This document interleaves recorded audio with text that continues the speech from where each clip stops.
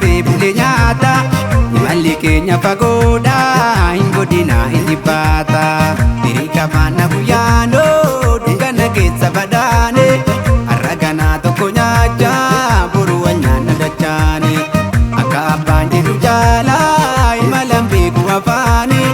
Arrabni suuda labeetoo walitti buute gabaani. Falfala baasa falooni shira mortuu lafa keesse.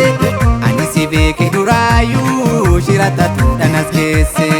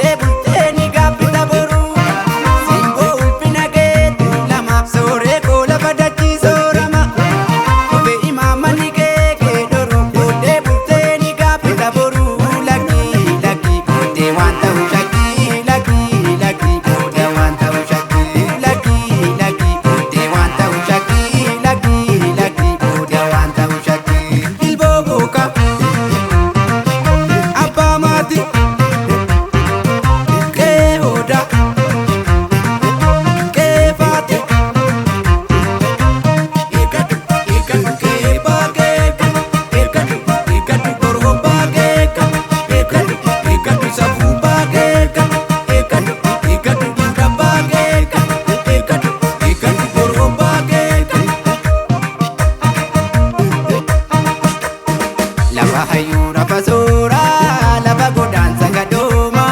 Teessootu lamni jilaa biti ba'uu teessoo ulfina dura. Seessaan odaana bee jala qotee seenaa balleessee fide gideera. Siidaa cuqqaalaa muuda duwwanii waan barii deemu fidan gideera. Karaa baay'ee nutti kaffallee beekna ulee ooluu sinsitu dhugaan keenya. Irraa fi dirree keenya nu beeka kana yaantummaa dhaben jiru beeka. Waloo uumaa falfala nurraa kaasa golaa fuudhaa gosatti marii baasa. Osoo laallu gosti gosa maa nyaata dhugaa akkoo waatu dagatee laata. Osoo laallu gosti gosa maa nyaata safuu uumaa waatu dagatee laata. Osoo laallu gosti gosa maa nyaata heera akkoo waatu dagatee laata.